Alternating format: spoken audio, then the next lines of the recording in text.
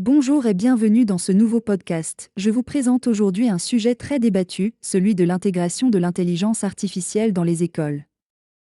C'est un débat qui trouve écho dans les cercles académiques. Les intervenants dans le secteur de l'éducation ont depuis longtemps exprimé des divergences d'opinion quant à l'intégration des innovations technologiques en salle de classe, que cela concerne l'utilisation des ordinateurs portables des élèves ou l'adoption de technologies avancées, telles qu'Aristo, un système d'IA capable d'obtenir un score de 90% à un examen de sciences de 8e année. La pandémie de Covid-19 a imposé une pression considérable sur les institutions académiques, les forçant à s'adapter à l'utilisation de la technologie, même les plus réticentes.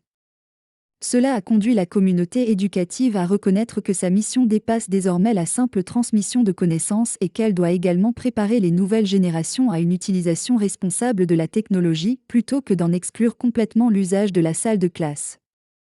Selon le Harvard Business Publishing, le monde de l'éducation aujourd'hui est confronté à une nouvelle révolution technologique incarnée par les générateurs de textes basés sur l'IA. Récemment, un générateur appelé ChatGPT a fait son apparition, capable de produire du contenu en réponse à des questions, mais allant au-delà en pouvant générer des articles, des résumés, des essais, voire du code en quelques instants.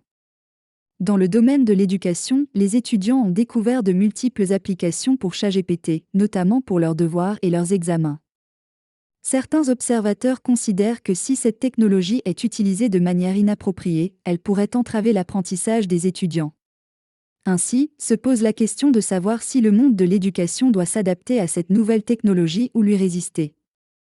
Depuis le début de la pandémie, le débat sur la technologie a évolué vers une approche plus constructive, mettant en avant les opportunités que les innovations peuvent apporter à l'éducation plutôt que de les rejeter en bloc. Dans ce contexte, nous souhaitons présenter des recommandations pour aborder l'utilisation des générateurs de textes basés sur l'IA dans le domaine éducatif. Avant de les examiner en détail, intéressons-nous aux avantages et aux préoccupations liées à cette technologie. Les avantages potentiels de ChatGPT pour l'éducation sont nombreux, notamment sa capacité à synthétiser des informations issues de sources diverses, bien que le biais puisse être un problème à surveiller. Un exemple éclairant est celui d'un professeur de la Wharton Business School, Christian Terwiesch, qui a utilisé ChatGPT 3 lors d'un examen d'un cours fondamental de son programme MBA. Le bot ChatGPT a obtenu une note solide, surpassant même la plupart des étudiants réels du cours, comme le rapporte le Financial Times. Les éducateurs devraient envisager ces avantages, notamment en renforçant la familiarité des étudiants avec l'IA, en améliorant les ressources éducatives, en gagnant du temps pour les enseignants, en favorisant la formation à l'utilisation éthique de l'IA et en augmentant l'engagement des étudiants. Cependant, il existe également des préoccupations à prendre en compte. Parmi elles, le risque de plagiat ou d'utilisation frauduleuse d'intelligence artificielle textuelle dans le contenu écrit, tels que les travaux, les essais, les tests et les quiz. La gestion du comportement non éthique dans les travaux des étudiants et la promotion de la recherche éthique en utilisant des sources d'informations fiables et valides sont des défis à relever. Un autre point de préoccupation concerne le biais potentiel, les limites et l'inexactitude des intelligences artificielles textuelles dans le développement de réponses sur certains sujets. Cela pourrait avoir un impact négatif sur le processus d'apprentissage des étudiants et sur leurs objectifs, en perpétuant des stéréotypes et en diffusant des informations incorrectes. Il existe également des inquiétudes concernant une dépendance excessive des étudiants aux intelligences artificielles textuelles, qui pourrait les empêcher de développer des compétences essentielles telles que la pensée critique, la résolution de problèmes, les techniques de recherche appropriées et l'interaction avec les éducateurs et les pairs. De plus, l'évaluation du travail des étudiants à l'aide des intelligences artificielles textuelles pourrait être injuste ou inexacte, car ces technologies ont du mal à évaluer des aspects tels que la créativité et l'originalité, parmi d'autres compétences non techniques. La question qui se pose maintenant est de savoir s'il faut s'adapter à ces technologies ou leur résister dans le domaine de l'éducation. Face à ces opportunités et risques, les institutions éducatives peuvent choisir leur position. Les résistants pourraient opter pour des mesures restrictives, voire l'interdiction de l'utilisation des intelligences artificielles textuelles. Cependant, une telle approche pourrait être contre-productive, car elle pourrait freiner l'innovation éducative et l'évolution naturelle de l'enseignement. En effet, bannir complètement ces technologies risquerait de priver les étudiants d'opportunités d'apprentissage précieuses et de les laisser à la traîne dans un monde de plus en plus axé sur la technologie. D'un autre côté, il y a ceux qui prônent une adaptation proactive. Cette approche implique d'embrasser ces technologies tout en restant vigilant quant à leur utilisation éthique et à leur impact sur l'apprentissage. Harvard Business Review, 2021, souligne que plutôt que de considérer ChatGPT et d'autres intelligences artificielles textuelles comme des menaces, les éducateurs et leurs institutions devraient analyser leurs avantages et les utiliser en faveur de l'éducation pour atteindre leurs objectifs pédagogiques. Dans cette optique, nous proposons plusieurs recommandations pour les éducateurs et les établissements académiques afin de s'adapter à cette technologie plutôt que de lui résister. Ces recommandations s'inspirent des meilleures pratiques et de la recherche en éducation ainsi que des conclusions de Harvard Business Publishing. Premièrement, il est essentiel d'aider les étudiants à développer leurs compétences de pensée critique. Cela peut être réalisé en les encourageant à comparer le contenu produit par l'IA, comme ChatGPT, avec des sources d'informations fiables et valides.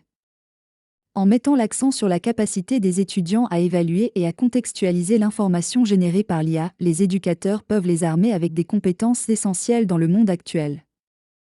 Deuxièmement, il convient d'investir des ressources dans la création d'un environnement d'apprentissage attrayant pour les étudiants, que ce soit dans des espaces physiques ou des environnements virtuels. Les éducateurs peuvent tirer parti des intelligences artificielles textuelles pour enrichir leur matériel pédagogique en créant des contenus éducatifs captivants. Cela peut contribuer à une meilleure expérience d'apprentissage pour les étudiants en les engageant activement dans le processus d'acquisition des connaissances. Troisièmement, il est important de réfléchir à l'évaluation des étudiants. Les examens en personne et les exercices oraux devraient être encouragés, car ils permettent de mesurer la compréhension réelle des étudiants plutôt que leur capacité à reproduire des informations générées par l'IA. Cette approche garantit que l'évaluation est équitable et reflète véritablement les compétences et les connaissances des étudiants. Quatrièmement, l'importance des activités en classe et de la participation devrait être mise en avant comme élément significatif du processus d'évaluation et composant pertinent de la note finale. Il est essentiel de déplacer l'accent de l'évaluation du produit vers l'évaluation du processus d'apprentissage des étudiants. Cela encourage l'engagement actif des étudiants et la participation aux discussions en classe, tout en limitant la dépendance aux intelligences artificielles textuelles pour des réponses toutes faites. Cinquièmement, de nouvelles méthodes d'apprentissage et d'évaluation devraient être encouragées. Les débats formels, par exemple, peuvent inciter les étudiants à adopter une position formalisée sur un sujet spécifique et à défendre leur idée, favorisant ainsi la réflexion critique. La méthodologie R-Thinking, quant à elle, peut aider les étudiants à développer des compétences spécifiques nécessaires sur le marché du travail actuel, où l'incertitude est monnaie courante. Enfin, il est essentiel de mettre l'accent sur l'utilisation éthique de l'IA et l'importance des pratiques de recherche et de citation appropriées. Les établissements académiques peuvent introduire des cours obligatoires sur l'éthique académique, l'intégrité de la recherche et la pensée critique pour sensibiliser les étudiants à ces questions cruciales. En développant une sensibilité à ces sujets, les générations futures seront mieux préparées à évoluer dans un environnement complexe et en constante évolution. Au niveau institutionnel, il est important de former les éducateurs à l'utilisation et à l'identification du contenu produit par l'IA. Cette technologie émergente représente un défi, mais elle peut être un atout précieux dans le processus d'enseignement.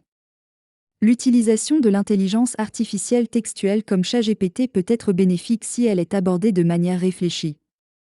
Les éducateurs doivent intégrer ces technologies de manière à améliorer l'expérience d'apprentissage des étudiants sans les remplacer complètement. L'avenir dira si ChatGPT est une perturbation majeure ou un partenaire précieux dans le domaine de l'éducation.